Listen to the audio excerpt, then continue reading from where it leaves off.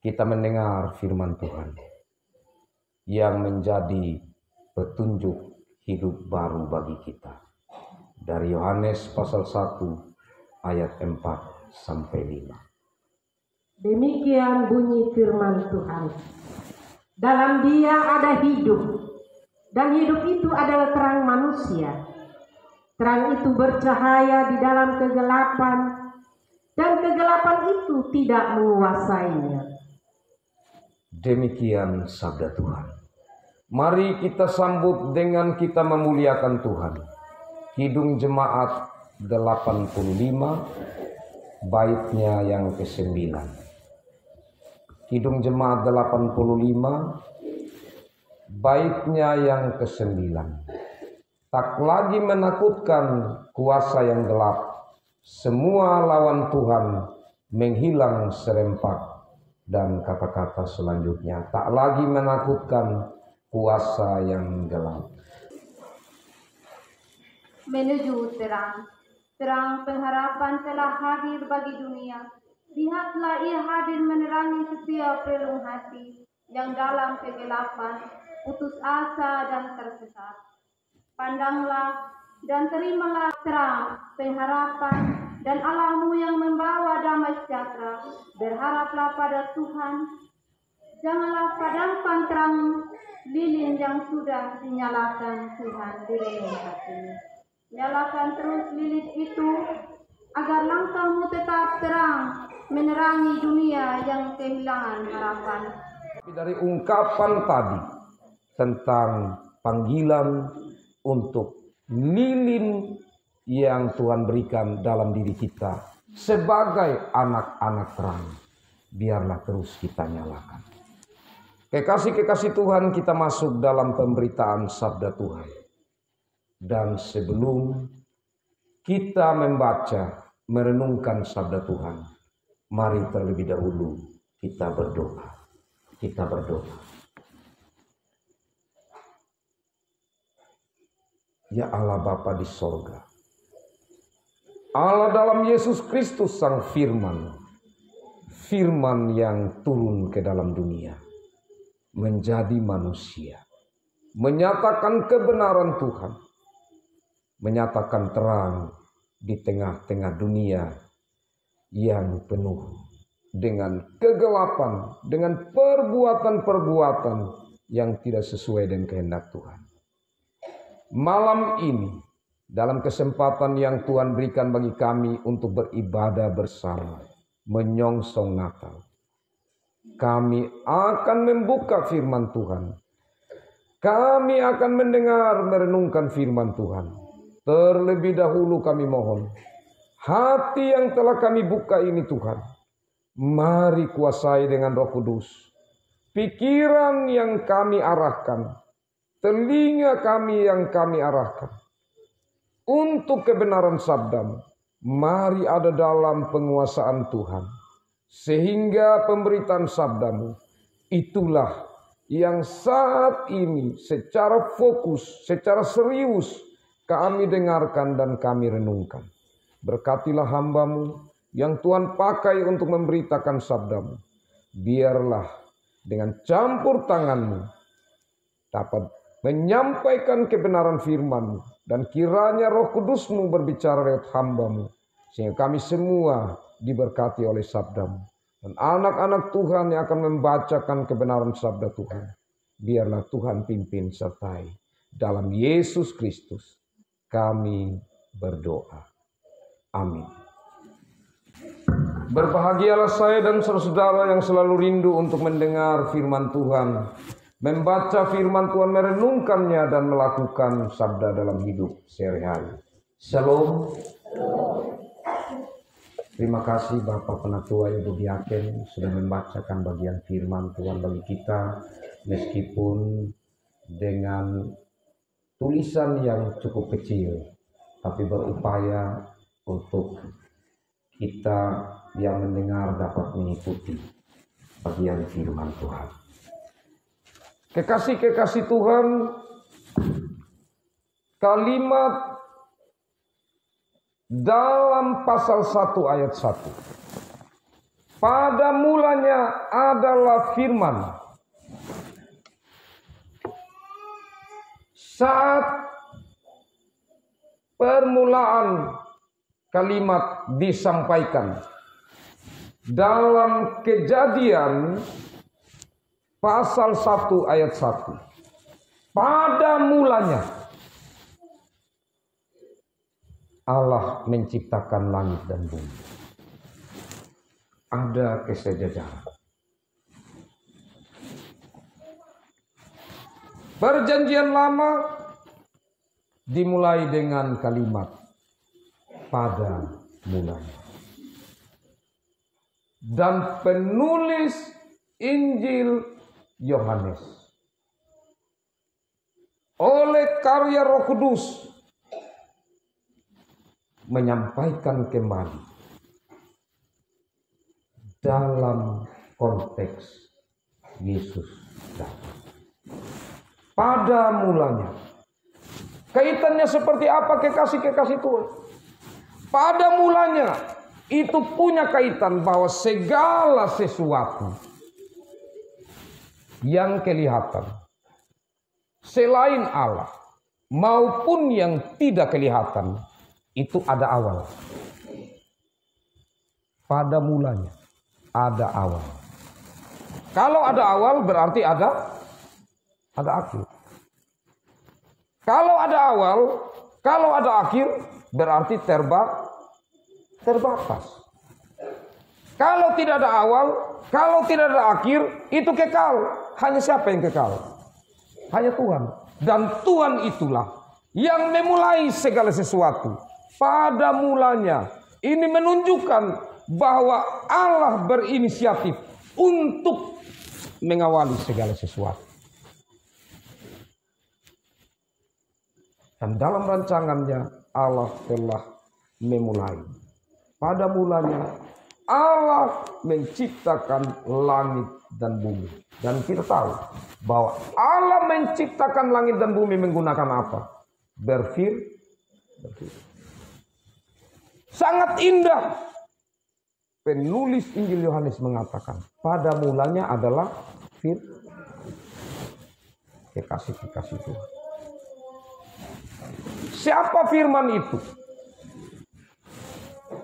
Firman itu bersama-sama dengan Allah. Ada firman, ada yang firman itu bersama-sama dengan Allah. Berarti ada berapa pribadi di sini? Ada 2, gitu. Pada mulanya adalah firman. Firman itu bersama-sama dengan, berarti ada 2. Tapi mari kita lanjutkan. Dan firman itu adalah, berarti sekarang ada berapa? Ada 1. Benar tidak? Tadi bersama-sama dengan Allah. Sekarang firman itu adalah, disinilah sudah muncul 2 pribadi dalam ketritunggalan Allah. Bisa paham ya? Jadi sudah muncul 2. Tentu yang kita mengerti ada 3. Allah Bapa, Allah Anak, yaitu firman, dan Roh Kudus. Tapi di sini yang dimunculkan adalah kenapa dimunculkan ini? Roh Kudus di mana? Kalau kita memperhatikan Kejadian pasal 1 yang tadi, saya bacakan kelanjutannya begitu. Pada mulanya Allah menciptakan langit dan bumi. Bumi belum berbentuk dan kosong, gelap gulita menutupi samudera raya, dan Roh Allah melayang-layang di atas permukaan air. Di situ nyata bahwa ada roh. Tapi kenapa di sini penulis Injil Yohanes ini tidak menunjukkan tentang roh itu? Tentu nanti tetap ia akan menyampaikan. Karena kehadiran dari Yohanes Pembaptis, kita tahu bersama, sebentar kita akan melihat. Dan kekasih-kekasih Tuhan pasti, ya secara pasti, bahwa roh itu adalah bagian dari diri Allah dan bagian dari Yesus Kristus, atau yang keluar dari Allah dan firman atau Yesus Kristus itu. Itulah roh. Di sini sekali lagi kita sudah melihat dua pribadi yang sebenarnya itu adalah satu. Ia pada mulanya bersama-sama dengan Allah, jelas karena itu sudah dinyatakan sejak dari kitab Kejadian pasal 1. Segala sesuatu dijadikan oleh Dia, benar. Dan tanpa Dia tidak ada sesuatu pun yang telah jadi dari segala yang telah diciptakan. Dalam Dia ada hidup, dan hidup itu adalah terang manusia. Di sini sudah mulai ada muncul tiga. Yang pertama firman, yang kedua hidup, yang ketiga, yang pertama firman, yang kedua hidup, yang ketiga terang. Nanti di Yohanes berikut, seperti Yohanes 3, di situ baru nampak kasih. Dan ini menarik sekali kalau dalam bahasa Inggris itu sangat-sangat indah. Ketiga hal itu, yaitu terang, yaitu hidup, dan apa? Kasih. Ya. Kasih kalau bahasa Inggris apa? Cinta. Anak sekolah. Ada yang bilang love, ada yang bilang love. Ya, sama. Itu dimulai dengan huruf apa? Huruf L. Ya. Kalau hidup, di bahasa Inggrisnya apa? Life, dimulai dengan huruf. Kalau terang, bahasa Inggrisnya apa? Dimulai dengan huruf. Benar kalau dalam bahasa Inggris. Jadi ada life, terang. Ada life, hidup. Ada love, cinta. Ketiga hal ini dari mana? Dari terang. Dari firman. Nah, kekasih Tuhan. Tentang apa kasih saya katakan tadi itu ada di pasal 3. Tapi kita melihat di sini tentang hidup dan terang. Kita melihat ayat 4. Dalam Dia ada hidup, dan hidup itu adalah terang manusia. Selanjutnya ayat 5, terang itu bercahaya di dalam kegelapan, dan kegelapan itu tidak menguasainya. Terang, kalau sudah ada terang, bagaimana kegelapan bisa menguasai? Karena kalau terang sudah ada, kegelapan dengan sendirinya disirna. Ini menunjukkan bahwa terang itu membawa kehidupan.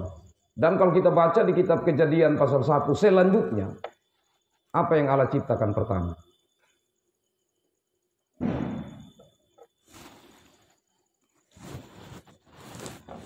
Dalam yang lain ini macam belum lulus kalau minggu ya. Kita baca ayat 3 di pasal 1. Berfirmanlah Allah, jadilah terang, lalu terang itu jadi. Allah melihat bahwa terang itu baik, lalu dipisahkan nyala terang itu dari gelap. Allah menamai terang itu siang dan gelap itu malam. Jadilah petang dan jadilah pagi. Itulah hari pertama. Hari pertama Allah menciptakan. Jangan lupa lagi Bapak Mama. Kalau pertanyaan, kalau pendeta yang datang berkhotbah di sini nanti Bapak pendeta yang malu. Kalau dia tanya, hari pertama apa? Kawanar semua. Terang, langsung kompak. Ya, karena kita sudah mendengar hari ini. Ini penting sekali. Karena kegelapan itu identik dengan kematian. Kegelapan itu identik dengan duka cita. Kegelapan itu identik dengan pergumulan berat, dengan kesusahan, kesulitan, kepedihan. Tetapi terang itu identik dengan kehidupan. Jadi saat Allah bilang jadilah terang, maka yang pertama Allah mau menyatakan bahwa apa yang Ia sudah mulai, Ia memberi kepadanya kehidupan. Meskipun kekasih-kekasih Tuhan, bahwa kehidupan yang telah Allah nyatakan itu di dalam ciptaannya, dan yang paling terakhir itu manusia, tetapi sang gelap, yaitu iblis, kemudian berupaya untuk membuat anak-anak Tuhan yang sudah dimulai dengan kehidupan atau terang itu mengalami kegelapan atau kematian. Inilah yang membuat manusia putus hubungan dengan Allah. Kekasih-kekasih Tuhan selanjutnya, datanglah seorang yang diutus Allah, namanya Yohanes. Ia datang sebagai saksi untuk memberi kesaksian tentang terang itu, supaya oleh dia semua orang menjadi percaya.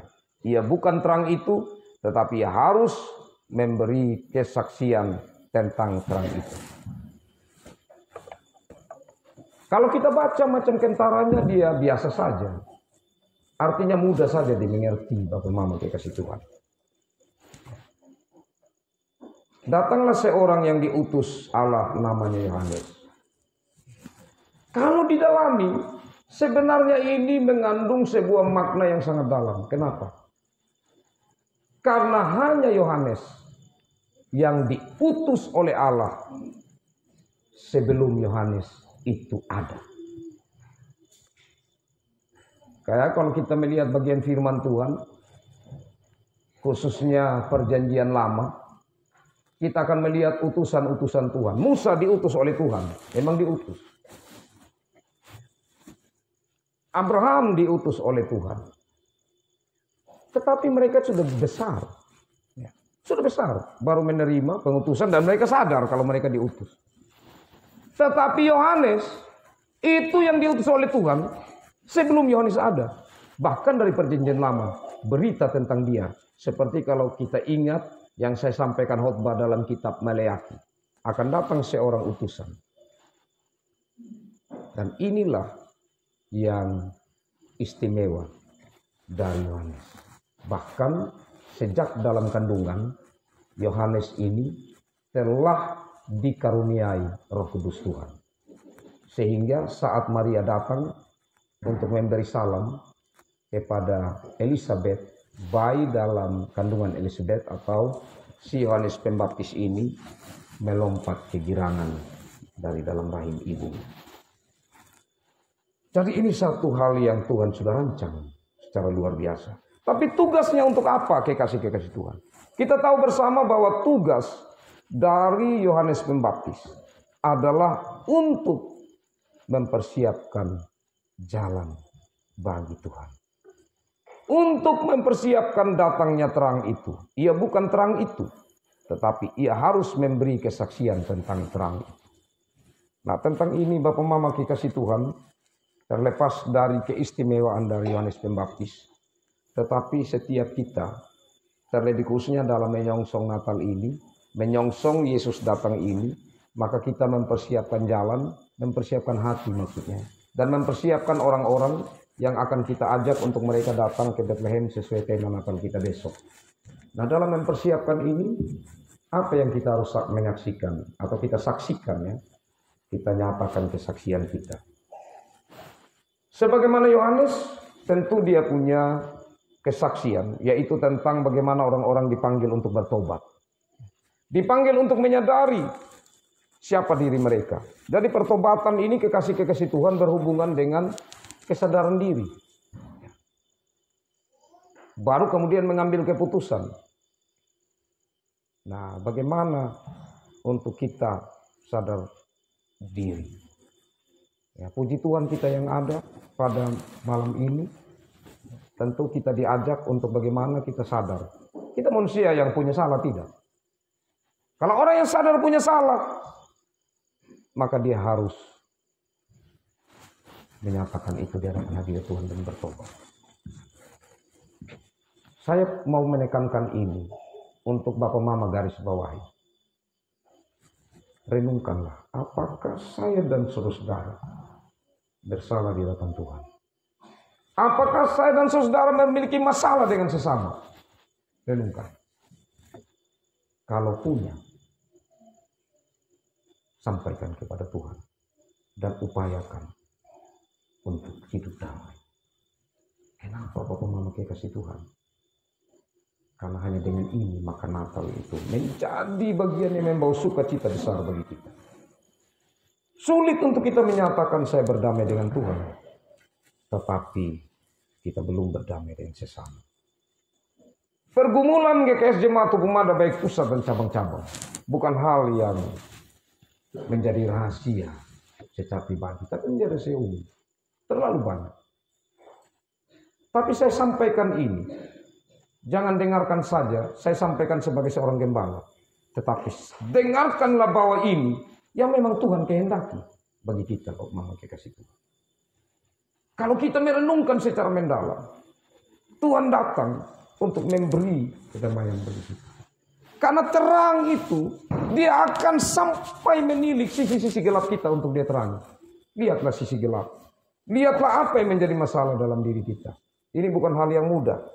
Hal yang membutuhkan sebuah pengorbanan. Bahkan sebuah perendahan diri yang sungguh. Tapi belajar dari Yesus Kristus. Yesus Kristus sangat mulia. Yesus Kristus tidak punya dosa. Yesus Kristus sangat-sangat diagungkan. Tapi kenapa diambil tempat rendah? Kenapa dia sampai merendahkan diri? Supaya kita belajar. Bagaimana merendahkan diri? Tuhan saja mau merendahkan diri. Kalau saya dan saudara tidak mau merendahkan diri, apa artinya Natal? Malam ini adalah malam untuk kita membangun penyadaran diri kita. Kesadaran. Inilah yang secara tegas disampaikan oleh Yohanes Pembaptis. Bertobatlah kamu, karena kerajaan Allah sudah datang. Kekasih-kekasih Tuhan yang kedua. Tentu kita yang ada pada saat ini bersyukur. Karena kita akan membawa berita atau menjadi saksi. Kita akan menjadi saksi. Saya percaya kalau hari ini kita dengan serius untuk datang ke hadapan hadirat Tuhan, merenungkan firman Tuhan ini dan percaya Roh Kudus Tuhan menyertai kita. Besok ada anak-anak Tuhan yang selama ini mereka hidup tidak damai. Mereka akan ada dalam kedamaian. Amin. Itu kita punya doa, itu kita punya harapan. Bukan saja di pusat, di cabang-cabang. Terlalu banyak pergumulan yang kita hadapi dalam jemaat ini berhubungan dengan persoalan ini. Dan yang paling terakhir, kekasih-kekasih Tuhan. Ayat 9, 8 dan 9. Ayat 9. Terang yang sesungguhnya yang menerangi setiap orang sedang datang ke dalam dunia. Artinya, kalau saya dan saudara sedang menyambut sang terang itu, dia sudah datang dan dia menjadi hakim yang adil bagi saya dan saudara. Dia akan menilik hati kita. Malam ini, terlebih khususnya besok, dia akan menilik hati setiap orang. Sesungguhnya, apa benar-benar engkau menyambut saya sebagai terang? Atau sebenarnya engkau sedang menolak saya karena engkau tetap memelihara kegelapan dalam hidupmu? Baik saya dan saudara sebagai orang tua, sebagai orang muda, sebagai anak-anak, banyak hal. Sisi-sisi yang sebenarnya kalau kita renungkan ada sisi gelap dalam hidup ini. Baik itu dalam tutur kata kita, dalam perbuatan kita. Mari kita renungkan malam ini kekasih-kekasih Tuhan. Dan kita kembali yakinkan di saat kita dalam keluarga masing-masing sebentar, bahwa kita memang mau sungguh-sungguh untuk merenungkan bagaimana kita menyerahkan semua ke hadapan hadirat Tuhan. Ada dari kita mungkin memiliki satu pergumulan yang berat, sehingga apa yang kita rasa ini gelap dalam diri kita, kita sendiri sulit untuk mengeluarkan itu. Mungkin engkau pernah disakiti yang membuat engkau sulit sekali untuk keluar dari sisi itu. Sedangkan itu membawa sesungguhnya terus terbeban kemanapun engkau pergi. Tuhan mampu. Kalau dulu ada yang namanya lampu semprong, itu kalau semprong itu harus bersihkan dengan hati-hati supaya jangan pecah. Dan itu bagaimana ada sisi-sisi yang sulit untuk dibersihkan sampai itu bisa dapat semua sisi-sisi yang hitam itu dan dibersihkan. Kekasih-kekasih Tuhan, saya dan saudara kadang tidak mampu untuk hal-hal tertentu untuk kita bisa membersihkan. tetapi Tuhan mampu. Karena itu, kalau sekali lagi ada dari antara kita yang memiliki kekelaman atau memiliki kegelapan tersendiri yang sulit untuk kita bersihkan, kita keluar dari situ, maka percayalah sang terang itu akan mampu membersihkan itu. Berserah diri kepadanya, kita percaya bahwa Dia akan menolong kita. Demikian kekasih-kekasih Tuhan, firman Tuhan ini. Kiranya dengan hati yang terbuka kita menyambut sang terang. Kita akan bersama-sama melangkah untuk pergi ke Betlehem. Pertanyaannya, untuk apa ke Betlehem? Siapa-siapa saja yang mau diajak ke sana? Apa yang kita mau lakukan di sana? Besok kita akan renungkan bersama. Di saat kita merayakan Natal sesuai tema kita bersama. Tuhan memberkati firman-Nya dan memberkati kita semua. Amin.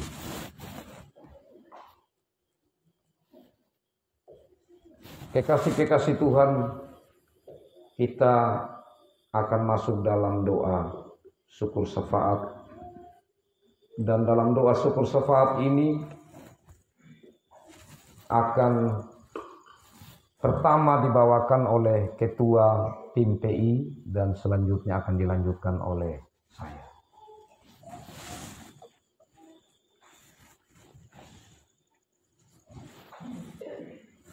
Baik Bapak Mama kekasih Tuhan, mari kita masuk dalam doa syukur syafaat. Kita berdoa.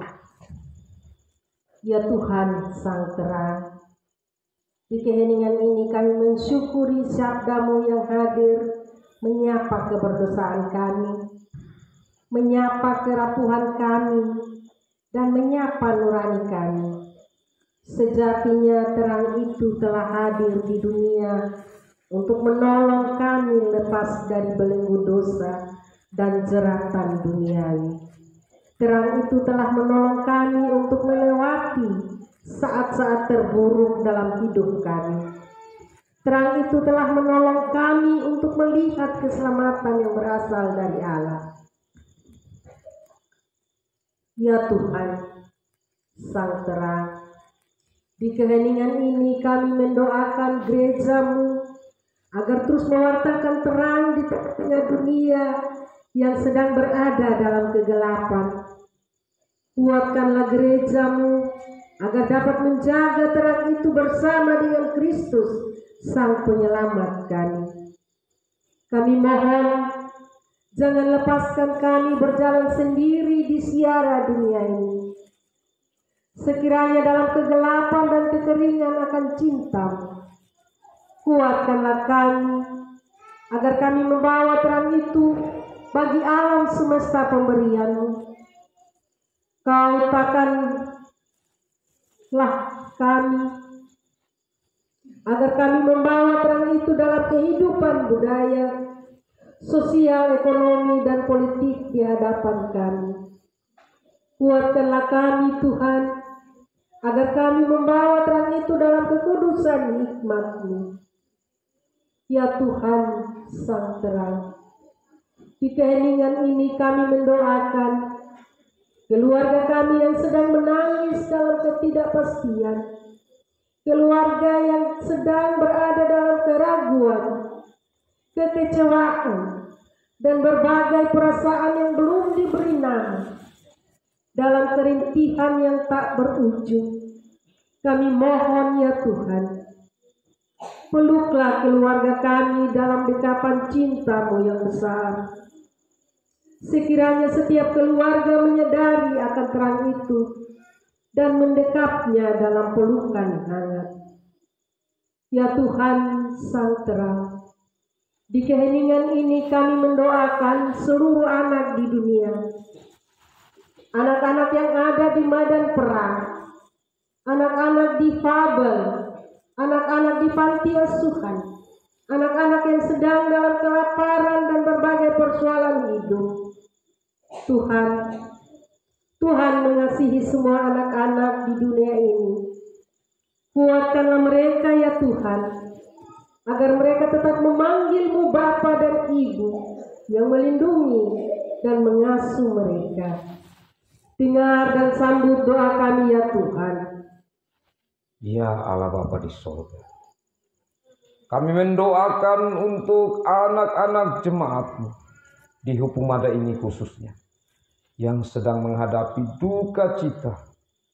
Tuhan, kami percaya Engkau Allah sumber kekuatan dan penghiburan, hadir dalam hidup mereka yang sungguh merasakan duka yang mendalam, kehilangan orang yang mereka kasihi. Dan jadikan kami sebagai anak-anak-Mu yang mampu juga memberi cinta kasih kami, hadir menghibur, menguatkan mereka. Dan kami percaya bahwa pelukan hangat Tuhan ada atas mereka. Ya Allah Bapa dalam kerajaan sorga, kami mendoakan persiapan yang akan kami lakukan. Selepas dari ibadah ini, ada kami yang masih bertemu di wake masing-masing. Ada kami yang kembali ke tempat kami masing-masing. Karena sebentar kami akan menyiapkan diri untuk beribadah di rumah tangga masing-masing. Tuhan, mari memberkati persiapan kami. Bahkan hati kami untuk beribadah. Hati kami untuk menyambut kelahiran Yesus Kristus. Mari Tuhan persiapkan. Dan kami mendoakan para pelayan-pelayan Tuhan. Berkati mereka yang melayani malam ini. Berkati mereka yang akan melayani besok dan selanjutnya. Ya Allah Bapa di sorga, kami mendoakan untuk semua majelis jemaat. Tuhan berkati. Dan semua warga jemaat Tuhan berkati.